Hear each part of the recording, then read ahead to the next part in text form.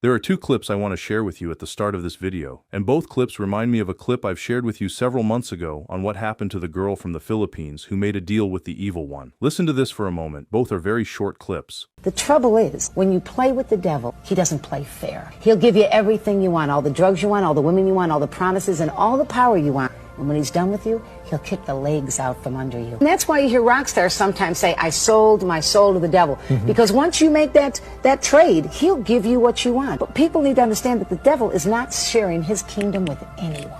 And I was studying all this witchcraft. I thought everything was wonderful. The same spirits that gave me power began to turn on me. I thought I had arrived. The same spirits that gave me power to read cards and astral project and the psyche power. It was as if all of a sudden the same voices that would say this man is committing adultery or this woman steals at work or this girl's going to get married last year when I was reading cards would now say to me, you should die. And here's the second clip, also another very short clip. Listen to this. It isn't new. It's been around for centuries. The idea is that you basically make a pact with the evil one. And you say, okay, I'm going to serve you for 7 years. And this is the way it was done. And I signed my name in my own blood in this big black book. And for 7 years, I would serve him and make as many disciples for him as I could. And in return, he would give me all the power, all the wealth, all the sex, whatever I wanted. You know, I would basically have a very great life if you cared for those sort of evil things. Now, why don't we revisit this clip of Father Reehil, who shared that story about the girl from the Philippines who made the deal with the devil. Listen to this. And true story, there was a young Catholic Filipino girl who was attending Juilliard. She was, I believe, a violinist. And she was getting ready to graduate. And she had no big job offers, and she really wanted to be famous. That was her goal, to be famous, not to be the best at playing the violin, but to be famous. And she would often, some of the other students would often hear her saying, I would do anything to be famous. It's a terrible thing to say because the devil listens to those sort of things. I would do anything, like you would give up your soul. And so one night she went to bed, normal evening, and she had a dream. And in the dream, this beautiful naked man approached her. And he said, do you really want fame and fortune? And she said, I do. And he opened his hand and a parchment rolled out. And he said, then just sign this, and then I will give you everything you want. And then he cut her finger with his fingernail. And she was bleeding, and he said, now sign that with your blood. And she reached over and she signed the contract with her blood. Then he touched the contract with his finger, and it exploded into flames and landed on the floor in ashes. And that was the end of the dream. The problem with the dream is, first of all, it's a horrible dream. We can all see the symbolism of what's going on there. When she woke up, though, here's the point of contention and the biggest problem with the whole thing.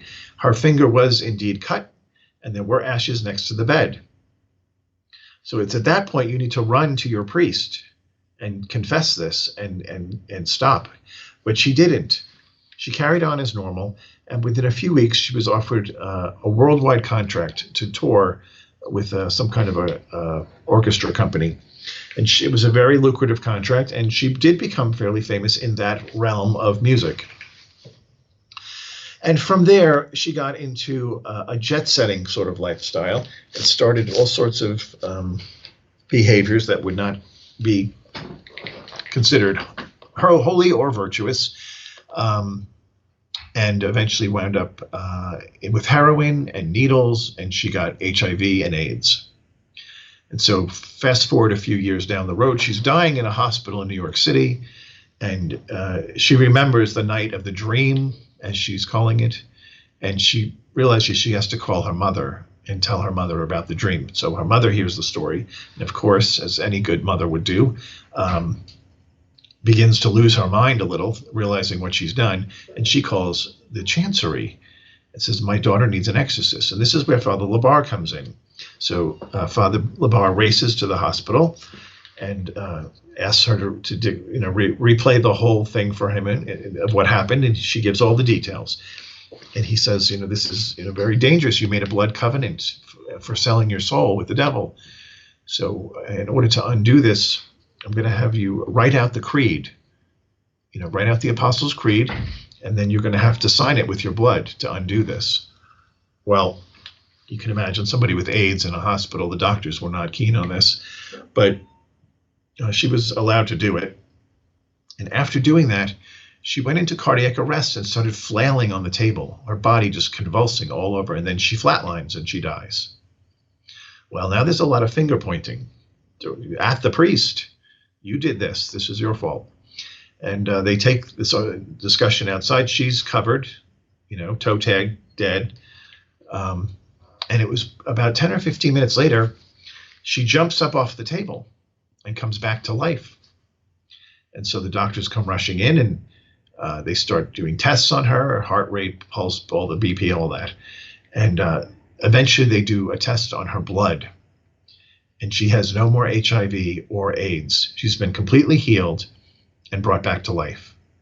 That's the power of Jesus Christ. So that's all for the video this time, and thank you so much everybody for your continuous support of this channel, and I hope all of you have learned a lot every time you're here. And if there's any feedback or constructive criticism that you might have, please don't hesitate to let us know in the comments below. Until the next one, thanks again for watching, and may God bless you.